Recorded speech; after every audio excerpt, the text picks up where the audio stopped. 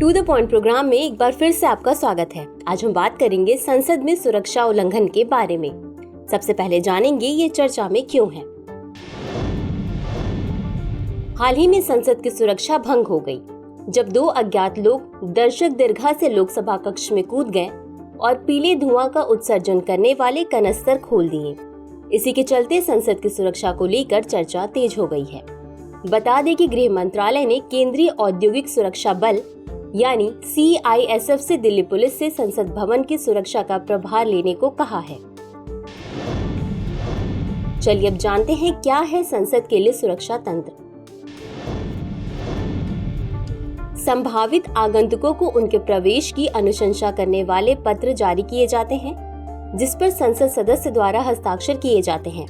आगंतुकों को कुछ भी ले जाने की अनुमति नहीं होती है और संसद में प्रवेश करने से पहले उन्हें 3 बॉडी स्कैनर से गुजरना होता है।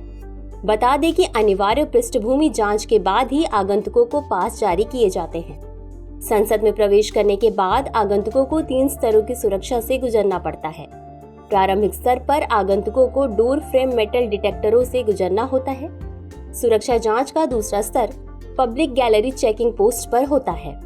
संसद सुरक्षा कर्मचारी सार्वजनिक गैलरी के अंदर निगरानी रखते हैं।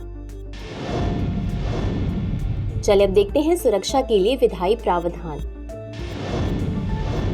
संसद के लिए सुरक्षा प्रोटोकॉल लोकसभा में प्रक्रिया और कार्य संचालन के नियमों में उल्लिखित है।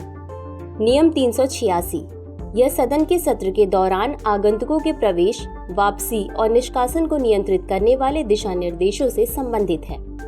नियम 387 यह नियम अध्यक्ष को आवश्यक समझे जाने पर किसी भी आगंतुक को सदन के किसी भी हिस्से से हटाने का अधिकार देता है। सांसदों की जिम्मेदारी।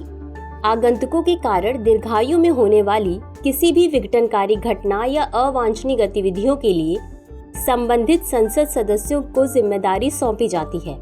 सांसदों को केवल उन व्यक्तियों के लिए विजिटर कार्ड का अनुरोध करने की अनुमति होती है जिन्हें वे व्यक्तिगत रूप से जानते हैं। विजिटर कार्ड आमतौर पर एक सत्र के लिए जारी किए जाते हैं, जो आमतौर पर 1 घंटे तक चलता है। इन कार्डों को अन्य व्यक्तियों तक हस्तांतरित नहीं किया जा सकता है। अंत में देखते हैं इसमें शामिल संस्थाएं। संसदीय सुरक्षा कर्मचारी यह समग्र समन्वय एजेंसी है जो सदन परिसर में पहुंच नियंत्रण के लिए जिम्मेदार है। दिल्ली पुलिस बल परिसर के आसपास के क्षेत्र तक पहुंच को नियंत्रित करता है। अर्धसैनिक बल वे परिसर की बाहरी परिधि की रक्षा करते हैं। हाउस मार्शल वे पूरी कार्रवाई के दौरान अग्रिम पंक्ति में बैठते हैं और सत्र के दौरान सुरक्षा के लिए जिम्मेदार होते हैं। तो चलिए देखते हैं आज के अभ्यास प्रश्न को। निम्नलिखित कथनों पर विचार कीजिए। 1. संसद के लिए सुरक्षा प्रोटोकॉल को लोकसभा में प्रक्रिया और कार्य संचालन के नियमों में विस्तृत रूप से वर्णित किया गया है। 2.